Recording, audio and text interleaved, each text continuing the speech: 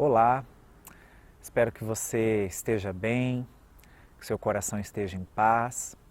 Afinal, Deus tem falado com a gente nesses dias e, como você pôde ver, mudamos um pouquinho o cenário, né? Se você não está saindo muito de casa, pelo menos assim você sai um pouco, já vê um ambiente um pouco diferente, mas que é familiar, né?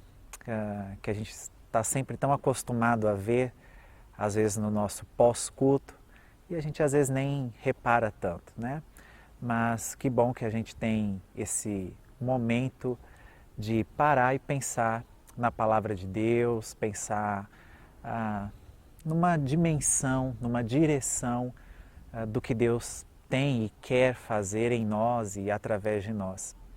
E como nós estamos conversando sobre a série Avivamentos, nós continuamos, né, pensando sobre o avivamento e agora nós chegamos a uma outra etapa dessas devocionais, porque agora nós começamos a pensar sobre os impedimentos para um avivamento. Então, de tantas coisas que nós temos que pensar, da onde vem, o que é, né, quase um Globo Repórter, né, explicando o que é esse avivamento, nós também precisamos pensar o que impede o avivamento de vir. E aí hoje eu gostaria de conversar com você um pouco sobre isso, sobre o que impede um avivamento. Às vezes nós oramos tanto, pedindo algo ao Senhor, mas a nossa postura, a nossa consciência, né, não condiz com o nosso pedido. Às vezes eles se chocam e agora é hora da gente fazer esse alinhamento entre aquilo que cremos, aquilo que desejamos e pelo que nós temos orado. Então, rapidamente, algumas coisas que o avivamento não é.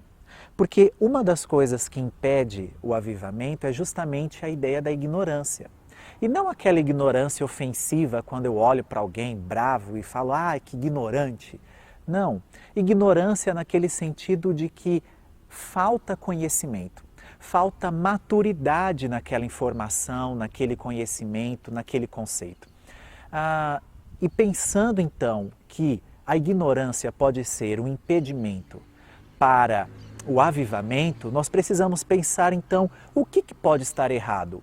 Porque na vida cristã, quase tudo que nós construímos de conceito, de entendimento, se inicia com um processo de desconstrução.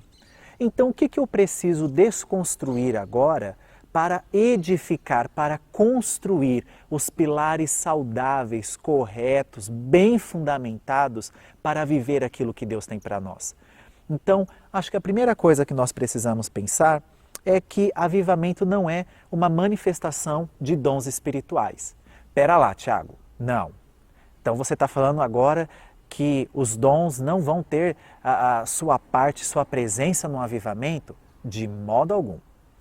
O que eu quero dizer é que quando nós pensamos em avivamento, a primeira coisa que nós associamos é aquela êxtase de dons espirituais, é aquela manifestação massiva, constante e intensa de dons espirituais.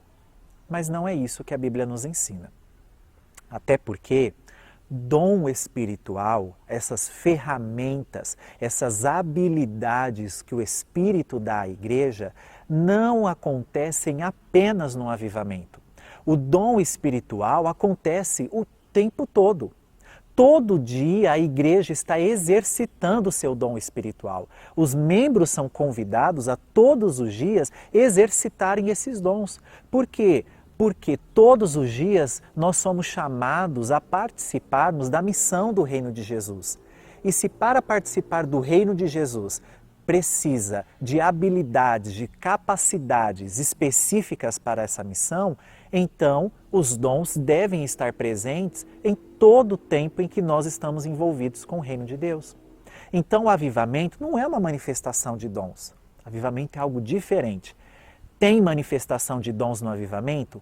Com certeza, porque há manifestação antes, há manifestação durante e haverá manifestação de dons depois do avivamento. Então, os dons estão presentes na caminhada da igreja. independente do avivamento. O avivamento talvez vai nos ajudar a colocar mais em prática esse dom para esse ministério que Deus tem chamado você, que Deus tem chamado a sua família, né? Que Deus tem ministrado sobre a nossa comunidade. Mas avivamento não é manifestação de dons espirituais. Outra coisa que a gente precisa corrigir é que avivamento não é campanha e nem cruzada evangelística. Até no Papo Pastoral nós conversamos sobre isso, de que por muito tempo as pessoas entendiam que avivamento eram aqueles grandes congressos, eram aqueles grandes encontros, eram aquelas cruzadas em que o povo fala assim, nossa, tantas centenas ou tantas milhares de pessoas aceitaram a Jesus. Muito bom. Mas, na verdade, quando nós vamos olhar para essas cruzadas, muitas vezes, essas milhares de pessoas que disseram, que confessaram a Jesus, não permanecem na fé cristã porque, na verdade, não houve uma conversão genuína, né? Houve apenas uma manifestação emocional, um impulso do momento. Não estou descredibilizando uma cruzada ou um evento que promova a evangelização, mas estou dizendo que isso também não caracteriza avivamento. Por quê? Porque a evangelização também deve estar presente na igreja, independente de um avivamento. A evangelização é um processo da igreja, a comunicação do nome de Jesus é um processo da igreja. Então, muitas vezes, nesses grandes eventos, nós olhamos para isso e nos sentimos impactados ao vermos centenas ou até milhares de pessoas confessando a Jesus, o que é algo muito lindo, mas isso não caracteriza um avivamento. Isso fala de um momento muito especial, muito grandioso, mas que ainda não é avivamento. Mas com certeza, em todo avivamento existe conversões. Mas outra coisa que o avivamento também não é, certamente é uma reunião de louvor, né? Principalmente hoje em dia se valoriza muito a expressividade musical e artística na igreja e isso não é ruim, isso é muito bom, porque por muito tempo se descartou as artes do meio da igreja e agora nós estamos resgatando a valorização da arte. Mas louvores, louvorzão, gente chorando durante o louvor, jovens se reunindo para louvar a Deus, ainda não comunicam um avivamento. Isso é muito bom. Louvar a Deus é maravilhoso e a própria palavra diz que o Senhor habita no meio dos louvores do seu povo. Mas isso não fala de um avivamento. Isso fala do que deveria e deve ser a nossa prática rotineira. Gente que se reúne para louvar o nome do seu Deus. Gente que elogia o Senhor e fala das obras do Senhor, né? Gente que se alegra, expressa artisticamente, né, pelo viés artístico, a louvor e adoração ao seu Criador e ao seu Deus e Salvador. Mas isso ainda não é um avivamento. Como também avivamento não são os congressos de avivamento. Como também nós conversamos no Papo Pastoral.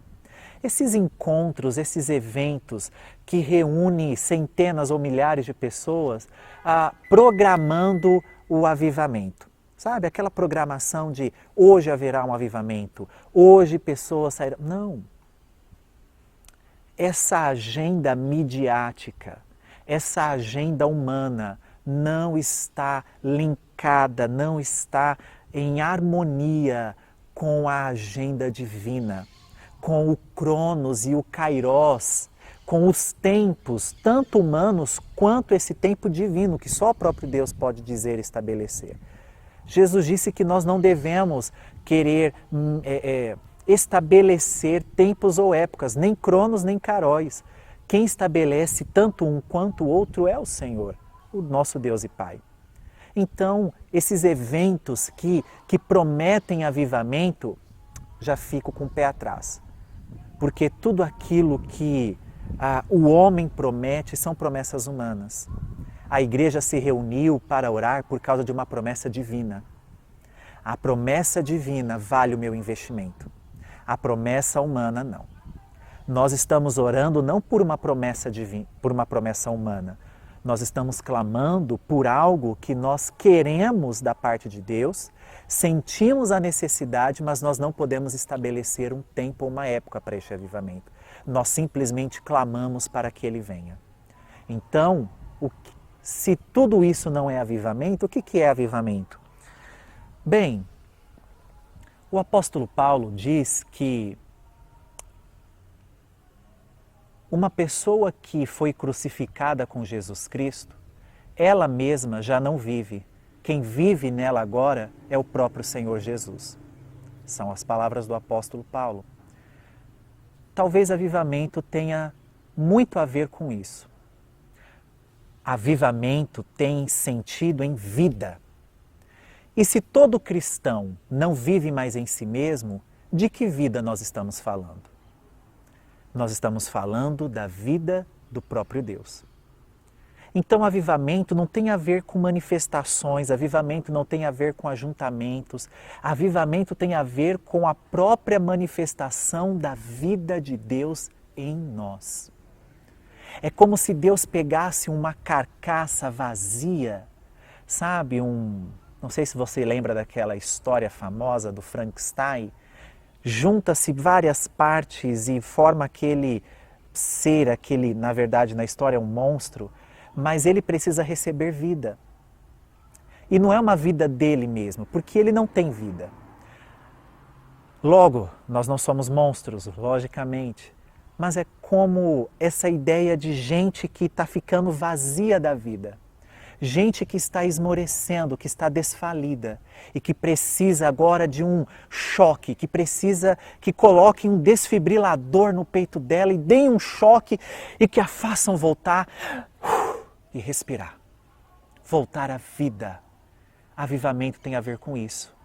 E não é sobre a nossa vida voltar. É sobre a vida de Deus estar em nós, a vida do próprio Jesus estar em nós. É como se neste coração o que batesse não fosse os batimentos da vida do Tiago, mas fossem os batimentos cardíacos do próprio Jesus em mim.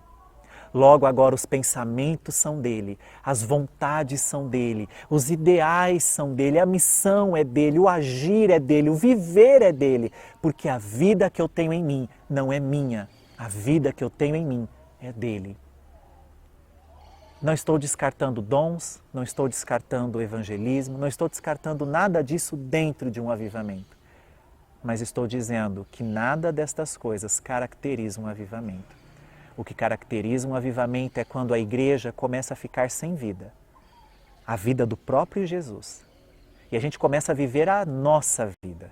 Então o Espírito agora vem para soprar um novo fôlego do Filho de Deus em nós, para que a gente viva não mais a nossa vida, não mais a nossa vontade, não mais os nossos propósitos, mas a vida de Jesus e tudo que é dele. Quando nós olharmos para a igreja e vermos uma comunidade vivendo a vontade de Jesus, então eu direi, está acontecendo um grande avivamento entre nós.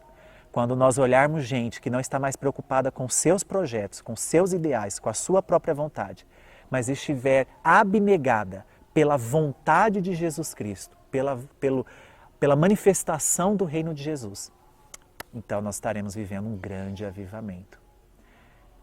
Que Jesus derrame muita vida sobre nós. Que Jesus nos dê um choque, como o do próprio coronavírus está sendo, para nos trazer a vida dele. Mais uma vez, que o Espírito Santo nos comunique a vida de Jesus e que a gente viva em função dele, para ele, porque somos dele. E isso é avivamento. Gente vivendo a vida de Jesus, porque só ele é a vida. Que o Senhor te abençoe e te encha de vida, encha a sua família de vida, encha o povo do seu trabalho de vida e não de qualquer vida. A vida dele. Que superabunde a vida de Deus em nós. Deus te abençoe.